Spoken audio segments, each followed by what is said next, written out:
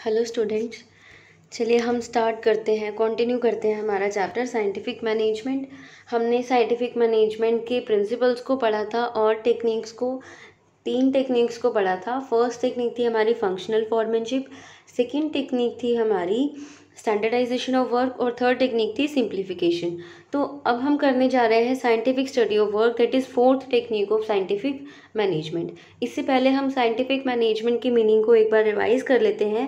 Scientific management क्या होता है कि ट्रेडिशनल अप्रोचेस को डिस्कार्ड कर देना, यानी कि छोड़ देना, और नए तरीके, new approaches and scientific approaches को क्या करना, एडोप्ट करना। तो ये था हमारा साइंटिफिक मैनेजमेंट।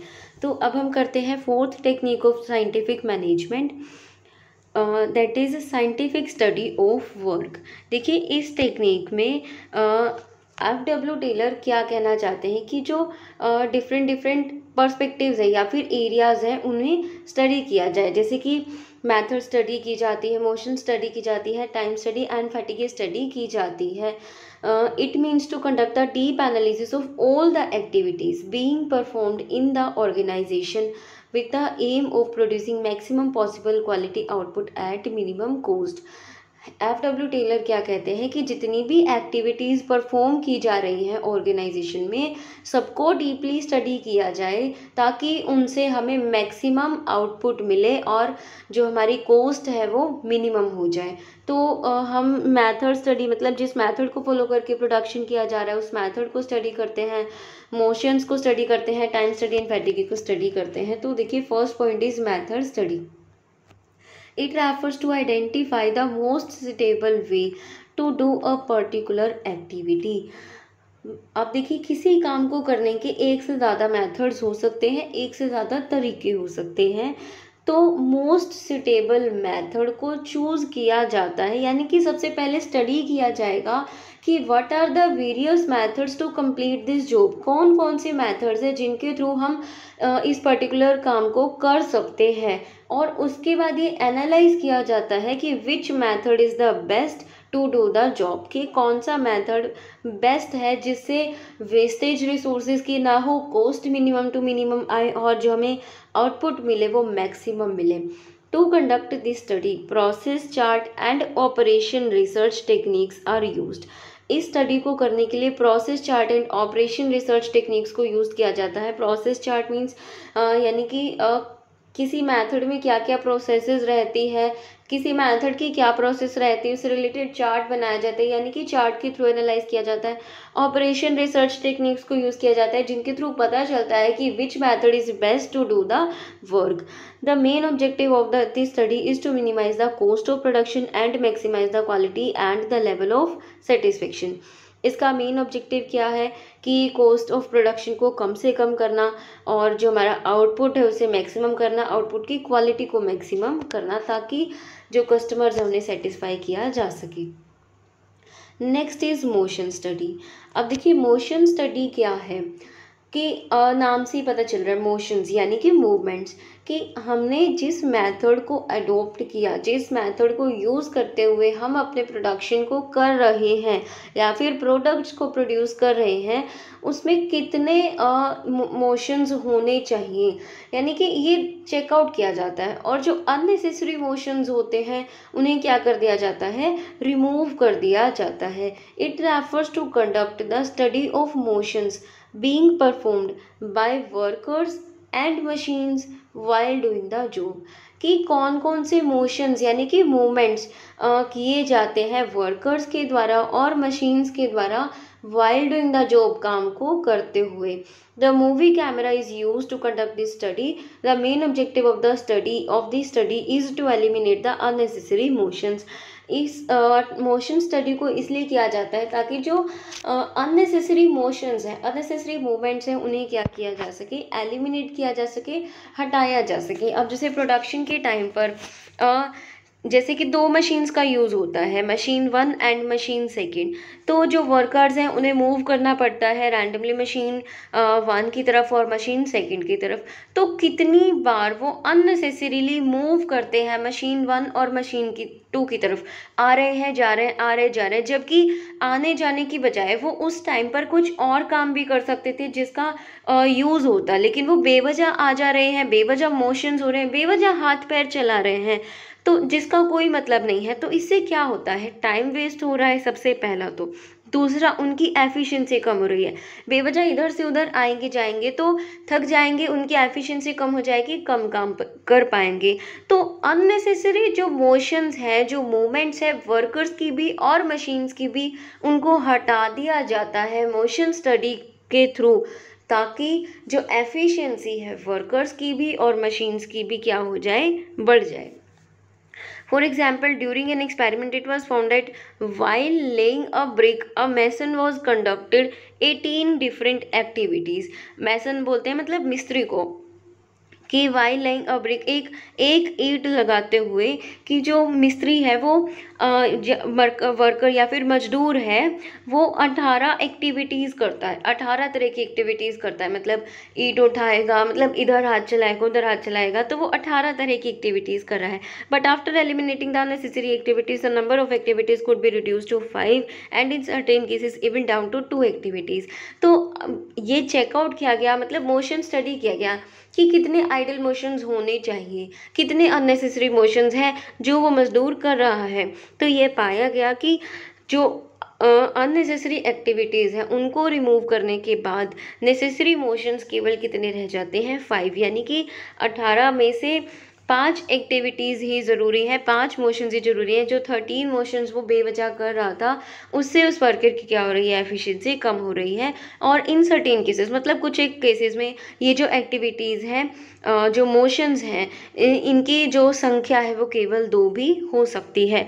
तो देखिए कितने अननेसेसरी मोशंस किए जाते हैं वर्कर्स के द्वारा। ऐसा सिर्फ इसलिए किया जाता है कि उनका जो काम है वो काउंट हो जाए, गिना जाए, और एक्चुअली वो काम भी ना करें और काम के बदले उन्हें वेजेस भी मिल जाए। तो मोशन स्टडी के थ्रू जितने भी अननेसेसरी मोशंस होते हैं उन्हें रिमूव कर दिया जाता है, एलिमिनेट कर दिया जाता है। Next is time study. It refers to determine the standard time required to complete a particular activity. अब टाइम को स्टडी किया जाता है कि पर्टिकुलर इस जॉब को परफॉर्म करने के लिए, इस काम को करने के लिए कितना टाइम चाहिए, कितना स्टैंडर्ड टाइम चाहिए। क्योंकि ऑलमोस्ट वर्कर्स क्या करते हैं, बहुत ज़्यादा टाइम लगा देते हैं किसी एक काम को करने के लिए, जबकि इतना टाइम नहीं लगता है। तो स्टडी किया जाता है, अलग अलग लेबर्स मतलब कितना टाइम ले रहे हैं, सबको एनालाइज किया जाता है, फिर एक स्टैंडर्ड टाइम फिक्स कर दिया जाता है कि इससे ज़्यादा कोई भी वर्कर टाइम यूज़ नहीं करेगा इस काम को करते हुए। इससे क्या होगा कि टाइम की जो वेस्टेज है वो नहीं होगी और लेबर की एफिशिएंसी भी बनी रहेगी।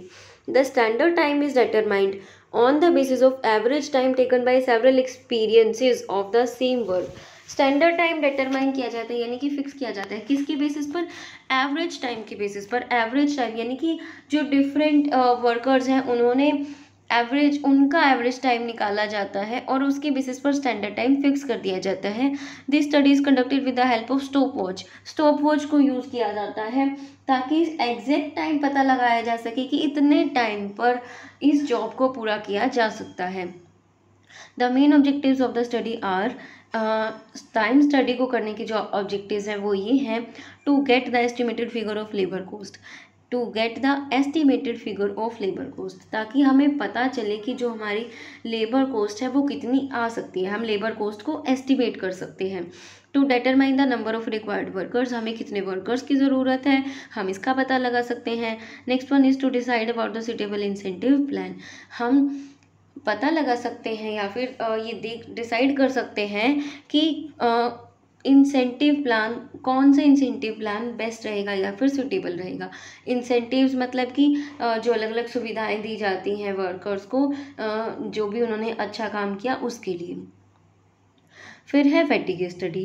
फैटिग बोलते हैं थकान को। अब देखिए, अगर वर्कर्स का टाइम 4 से 6 घंटे है या फिर 6 से 8 घंटे, कितना भी टाइम है उनके काम करने का, लगा लीजिए 6 घंटे वर्कर्स काम करते हैं, तो 6 के 6 घंटे रेगुलर वर्कर्स काम नहीं कर सकते हैं। हर एक पर्सन की एफिशिएंसी 1 या 2 घंटे बाद मतलब कम हो जाती है। हर किसी पर्सन को रेस्ट इंटरवल चाहिए, गैप चाहिए, थोड़ा बहुत उसे रेस्ट टाइम चाहिए। तो ये स्टडी किया जाता है कि कितने टाइम तक वर्कर्स एफिशिएंटली काम कर सकते हैं और कितने टाइम के बाद उन्हें रेस्ट इंटरवल चाहिए, यानी कि गैप चाहिए टू डू द रेस्ट, और कितने टाइम का रेस्ट चाहिए। तो इसे बोलते हैं fatigue study. It refers to determine the duration and frequency of the rest intervals to complete a particular job, कि ड्यूरेशन ऑफ रेस्ट इंटरवल, कितने टाइम का रेस्ट इंटरवल चाहिए, और फ्रीक्वेंसी ऑफ रेस्ट इंटरवल्स, यानी कि 6 घंटे में काम करते हुए उन्हें कितनी बार रेस्ट इंटरवल चाहिए। The rest refreshes the workers, rest क्या करता है, वर्कर्स को रिफ्रेश करता है, उनकी एफिशिएंसी को बनाए रखता है। They work again with full capacity. The main objective of this study is to maintain the efficiency level of the workers. इस स्टडी का मेन ऑब्जेक्टिव क्या है कि वर्कर्स की एफिशिएंसी को मेंटेन किए रखना।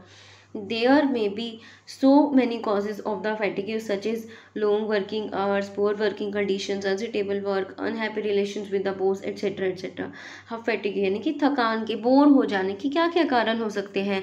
लॉन्ग वर्किंग आवर्स मतलब बहुत लंबे समय से काम किए जा रहे हैं। पुअर वर्किंग कंडीशंस अच्छी नहीं है, जहाँ पर मतलब ऐसे एरिया में काम कर रहे हैं जहाँ पर जो एरिया एयर ही नहीं है, मतलब हवा क्रॉस नहीं होती है, और ऐसे जगह पर काम कर रहे हैं जहाँ लाइटिंग की प्रॉपर फैसिलिटी नहीं है। तो कुछ भी वर्किंग कंडीशंस अच्छी नहीं है, मतलब काम करने लायक वो जगह अच्छी नहीं है। अनसिटेबल वर्क है, किसी वर्कर को ऐसा काम दे दिया जो वो नहीं करना चाहता या फिर करते हुए जल्दी थक जाता है। Unhappy relations with the boss के साथ रिलेशंस अच्छी नहीं है, तो वर्कर को होता है कि जल्दी हमें रिलीव किया जाए, यहाँ से हमें जल्दी छुट्टी मिले।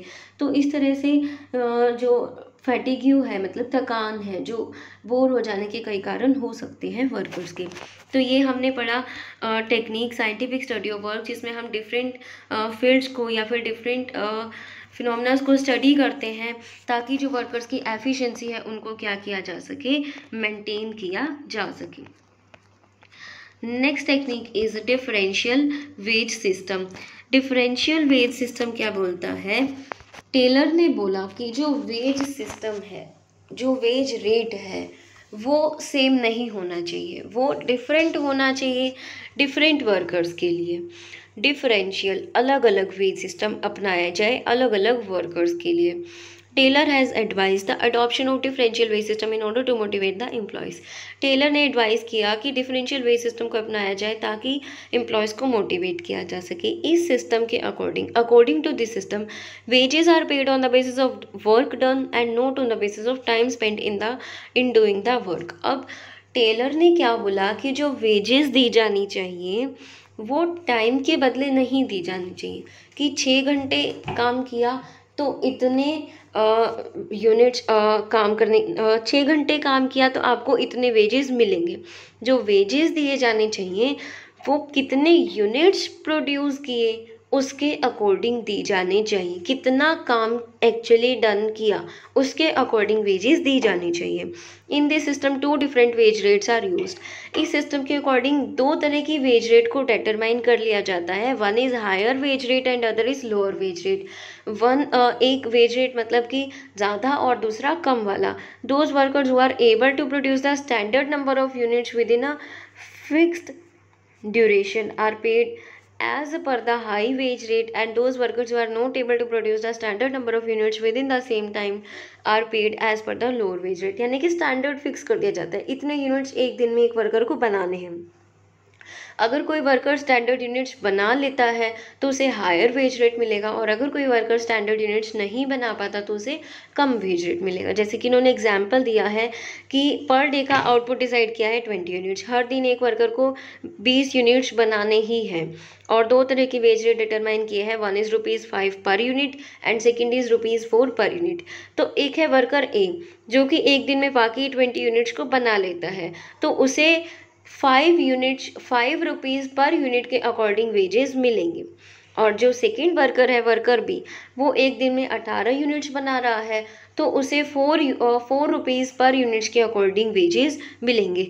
तो जिसने उतना काम किया जितना एक्सपेक्ट किया था उसे हायर वेज रेट मिलेगा, और जिसने कम काम किया जितना कि एक्सपेक्ट किया जा रहा था उसे लोअर वेज रेट मिलेगा। इससे क्या होगा कि जो वर्कर बी है वो भी कोशिश करे कि वो एक दिन में 20 यूनिट्स बना पाए, ताकि उसकी जो वेजेस हैं वो बढ़ सकें। तो ये थी हमारी टेक्निक डिफरेंशियल वेज सिस्टम। अब नेक्स्ट टेक्निक है और लास्ट टेक्निक है हमारी मेंटल रेवोल्यूशन। रेवोल्यूशन बोलते हैं क्रांति को, चेंजेस। दोनों जो लेबर और मैनेजर हैं या फिर लेबर ओनर, इन दोनों के जो माइंडसेट हैं वो क्या हो जाए, बदल जाए। किस तरह से बदल जाए, लेबर और एम्प्लॉयर दोनों एक दूसरे को कॉम्प्लीमेंट्री समझने लगे। यानी कि लेबर अगर ये सोचे कि हम जो हमारे सुपीरियर्स हैं, मैनेजर्स हैं, उनके बिना काम नहीं कर सकते, और अगर सुपीरियर्स ये सोचें कि हम वर्कर्स के बिना काम नहीं कर सकते, तो दोनों में कोऑर्डिनेशन बढ़ेगा, कोऑपरेशन बढ़ेगा, जिसकी वजह से जो ऑर्गेनाइजेशन है वो सक्सेस की तरफ मूव करेगी। देखिए इन्होंने क्या बोला, थर्ड लाइन से हम स्टार्ट कर रहे हैं। Normally it is seen that conflicts between employers and workers results in division of profits, कि डिवीजन ऑफ प्रॉफिट्स की वजह से कन्फ्लिक्ट अराइज होते हैं, क्योंकि वर्कर्स चाहते हैं कि जितना प्रॉफिट कमाया उसका ज़्यादा हिस्सा हमें मिले, क्योंकि उन्हें लगता है कि हमने ज़्यादा मेहनत की, और मैनेजर्स को लगता है कि जितना प्रॉफिट कमाया उसका ज़्यादा पार्ट हमें मिले, क्योंकि उन्होंने ज़्यादा मेहनत की। लेकिन जो टेलर है, FW टेलर है, वो क्या कह रहे हैं कि दोनों को क्या चाहिए, मेंटल रेवोल्यूशन। दोनों की जो मेंटेलिटी है वो चेंज हो जानी चाहिए। According to Taylor, instead of fighting over division of profits, both the parties should make efforts for increasing the profits. Profits के बंटवारे पर लड़ने की बजाय दोनों पार्टीज को ये एफर्ट्स करने चाहिए कि प्रॉफिट्स ही इंक्रीज हो जाएं। Such a situation will result in an increase in the production. ऐसी अगर प्रॉफिट्स इंक्रीज करना चाहें तो क्या करना पड़ेगा, प्रोडक्शन बढ़ाना पड़ेगा, और प्रोडक्शन बढ़ाएंगे तो ऑटोमेटिकली प्रॉफिट्स भी इंक्रीज हो जाएंगे, जिससे लेबर्स और मैनेजर्स दोनों के बीच का जो कन्फ्लिक्ट्स है वो क्या हो जाएंगे, कम हो जाएंगे या ख़त्म हो जाएंगे। तो ये थी हमारी टेक्निक्स। हमने सभी टेक्निक्स को डिस्कस किया। आई होप आपको समझ में आया होगा। नेक्स्ट टॉपिक हम करने जा रहे हैं comparative study of contribution of Taylor and Fayol. हम कंपैरिजन करेंगे टेलर और FW टेलर और हेनरी फ्योल के कंट्रीब्यूशन में, कि इन्होंने मैनेजमेंट में अपना कंट्रीब्यूशन किस तरह से दिया। सबसे पहले तो मैं आपको रिमाइंड करा दूं कि Henry Fayol is the father of administrative management and FW Taylor is the father of scientific management. तो जो हम FW टेलर है उन्हें एफिशिएंसी स्पेशलिस्ट बोला जाता है, और जो हेनरी फ्योल है उन्हें एडमिनिस्ट्रेटिव स्पेशलिस्ट बोला जाता है। ऐसा क्यों है, क्योंकि देखिए FW टेलर ने जो अपना काम स्टार्ट किया था वो एज अ लेबरर उन्होंने अपना काम स्टार्ट किया। तो उन्होंने लेबरर्स को बहुत ही नज़दीकी से देखा। उन्होंने देखा कि किस तरह से जो लेबरर्स हैं वो अपनी एफिशिएंसी को यूज़ नहीं करते, और उन्होंने बहुत सारे सजेशंस दिए ताकि लेबरर्स अपनी एफिशिएंसी को यूज़ कर सकें, एफिशिएंटली लेबरर्स काम कर सकें। तो इसीलिए उन्हें एफिशिएंसी स्पेशलिस्ट बोला जाता है। और जो हेनरी फ्योल हैं उन्होंने स्टार्टिंग से ही अपना करियर जो स्टार्ट किया वो as a high ranking manager start किया। तो उन्होंने देखा कि हाई रैंकिंग मैनेजर्स को कौन कौन सी प्रॉब्लम्स को सोल्व करना पड़ता है, किस तरह की problems high ranking manager solve करते हैं, और उन प्रॉब्लम्स को सोल्व करने के लिए सॉल्यूशंस दिए हैं हेनरी फ्योल ने, कि किस तरह से हम अपनी ऑर्गेनाइजेशन को अच्छे से एडमिनिस्ट्रेट कर सकते हैं, अच्छे से चला सकते हैं। तो इसीलिए हेनरी फ्योल को एडमिनिस्ट्रेटिव स्पेशलिस्ट बोला जाता है। अब हम करने जा रहे हैं सिमिलैरिटीज़ बिटवीन द थॉट्स या फिर ideas of Taylor and Fayol. First one is solution to managerial problem. दोनों ही एक्सपर्ट्स हेनरी फ्योल और FW टेलर ने जो अपने प्रिंसिपल्स या फिर टेक्निक्स दिए वो किससे रिलेटेड थे, मैनेजरियल प्रॉब्लम्स को किस तरह से सोल्व किया जाए, इससे रिलेटेड इनके जो प्रिंसिपल्स थे वो थे। Next is stress on the practical aspect. दोनों ही जो टेलर है या फिर फ्योल है दोनों ने इस तरह के प्रिंसिपल्स या फिर टेक्निक्स दिए हैं जो कि प्रैक्टिकल एस्पेक्ट से रिलेटेड है। जितनी भी चीज़ें हमने पढ़ी, 14 प्रिंसिपल्स पढ़े हेनरी फ्योल ने जो दिए थे, और हमने प्रिंसिपल्स और टेक्निक्स पढ़े जो कि FW टेलर ने दिए थे। प्रैक्टिकल है बिल्कुल, यानी कि किसी भी ऑर्गेनाइजेशन में प्रैक्टिकली इन चीज़ों को अडॉप्ट किया जा सकता है, कुछ भी इमेजिनेशन नहीं है। Third one is stress on the good industrial relations.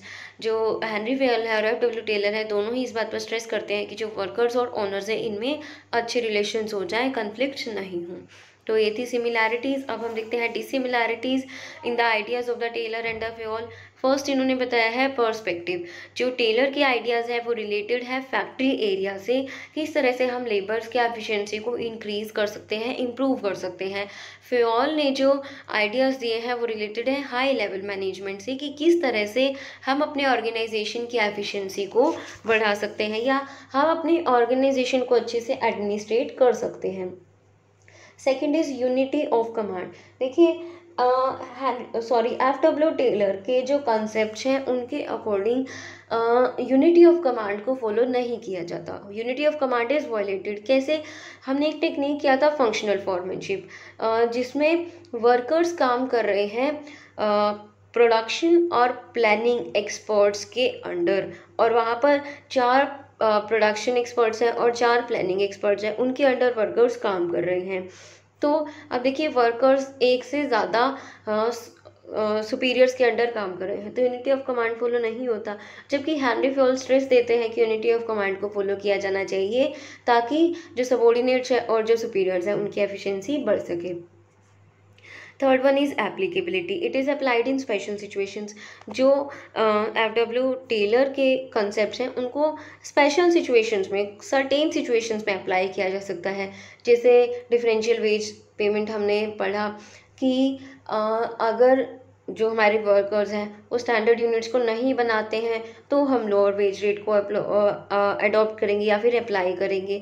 तो सर्टेन सिचुएशंस में ही हम एफ.डब्ल्यू. टेलर के कंसेप्ट्स को फॉलो कर सकते हैं, लेकिन जो हेनरी फेयल के जो प्रिंसिपल्स हैं वो यूनिवर्सली अप्लाई होते हैं, यानी कि एवरी एरिया में अप्लाई होते हैं। Basis of formation, established principles of scientific management by observations and experiments. जो एफ.डब्ल्यू. टेलर है उन्होंने बहुत सारे एक्सपेरिमेंट्स किए ताकि जो लेबर्स की एफिशिएंसी है उनको इंक्रीज़ किया जा सके। लेकिन जो हेनरी फेयल है उन्होंने पर्सनली एक्सपीरियंस किया कि किस तरह से, सबसे पहले तो उन्होंने देखा कि कौन कौन सी प्रॉब्लम्स फेस करते हैं हाई रैंकिंग मैनेजर्स, और उसके बाद उन्होंने जो सॉल्यूशंस हैं उनके वो फाइंड आउट किए। तो presented personal experience in the form of universal truth. उन्होंने अपने पर्सनल एक्सपीरियंस को प्रेजेंट किया है और एज अ यूनिवर्सल ट्रूथ उन्होंने प्रेजेंट किया है। Next one is focus, increasing productivity with the help of simplification, the study of time and speed etcetera etcetera. F W. Taylor जो कंसेप्ट बता रहे हैं वो इस वे में बता रहे हैं कि किस तरह से वर्कर्स की एफिशिएंसी को बढ़ाया जा सकता है, प्रोडक्टिविटी को कैसे इम्प्रूव किया जा सकता है। लेकिन हेनरी फेयल क्या कहते हैं, reforming the entire administration by following different principle, कि जो पूरी ऑर्गेनाइजेशन है किस तरह से उसका एडमिनिस्ट्रेशन अच्छे से किया जा सकता है। पर्सनालिटी, जो एफ.डब्ल्यू. टेलर है वो क्या है, एक साइंटिफिक पर्सनालिटी है, उनकी हर काम को साइंटिफिकली किया है उन्होंने, प्रिंसिपल्स है या फिर टेक्निक्स है साइंटिफिक तरीके से उन्होंने प्रेजेंट किया है। और जो हमारे हेनरी फेयल है वो प्रोफेशनल है, मतलब उन्होंने एज अ यूनिवर्सल प्रिंसिपल्स दिए। तो यूनिवर्सल प्रिंसिपल्स हैं और एक तरह से बिल्कुल प्रोफेशनल है, तो उनकी जो पर्सनालिटी है वो प्रोफेशनल है। Next one is expression, scientific management. जो एफ.डब्ल्यू. टेलर हैं वो फादर कहलाए जाते हैं साइंटिफिक मैनेजमेंट के, या उन्होंने जो अपने आइडियाज़ दिए वो साइंटिफिक मैनेजमेंट से रिलेटेड है। और जो हेनरी फेयल के आइडियाज़ हैं वो मतलब जनरल थिंकिंग है अबाउट एडमिनिस्ट्रेशन, किस तरह से बिजनेस के किसी भी, या फिर बिजनेस ऑर्गेनाइजेशन हो या नॉन बिजनेस ऑर्गेनाइजेशन को किस तरह से अच्छे से एडमिनिस्ट्रेट किया जा सकता है, चलाया जा सकता है। इस तरह के आइडियाज़ थे हेनरी फेयल के। तो इसी टॉपिक के साथ हमारा ये जो चैप्टर है साइंटिफिक मैनेजमेंट ही कंप्लीट होता है। आई होप आपको बिल्कुल अच्छे से समझ में आ गया होगा। ये चैप्टर बहुत ही इजी चैप्टर था, प्रिंसिपल्स और टेक्निक्स हमने किए। तो अगर फिर भी आपको इस चैप्टर में किसी तरह की क्वेरी है, किसी तरह की कुछ भी प्रॉब्लम है, तो आप कमेंट सेक्शन में दे सकते हैं ताकि आपकी क्वेरीज को, प्रॉब्लम्स को सोल्व किया जा सके। तो नेक्स्ट वीडियो लेक्चर में हम एक नया चैप्टर स्टार्ट करेंगे। तब तक के लिए बनी रहिए हमारे चैनल के साथ, स्टडी करते रहिए। Thank you.